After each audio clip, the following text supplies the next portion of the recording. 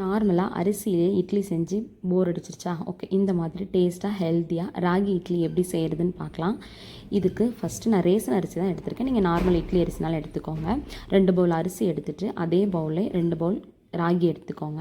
இதை நல்லா கழுவி 5 மணி நேரம் இதை ஊற வச்சுருங்க. இது நல்லா சீக்கிரமாகவே ஊறிடும்.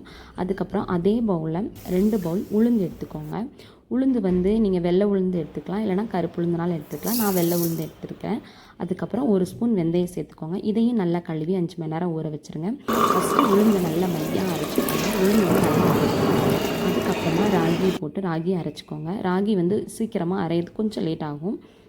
அதுக்கப்புறம் இந்த மாதிரி அரைச்சி உப்பு போட்டு நல்லா புளிக்க வச்சுருங்க. இது 5 மணி நேரத்துலேயே புளிச்சிரும். நார்மலாக நிறைய நேரம் வைக்கணும்னு அவசியம் இல்லை. இது ஒரு 5-6 மணி நேரத்தில் நல்லா புளிச்சிரும். அப்புறம் இந்த மாதிரி இட்லி சட்டியில் ஊற்றி வச்சுருங்க. இந்த மாதிரி சாஃப்டாக டேஸ்ட்டாக ஹெல்த்தியாக தக்காளி சட்னி ரொம்ப டேஸ்ட்டாக இருக்கும்.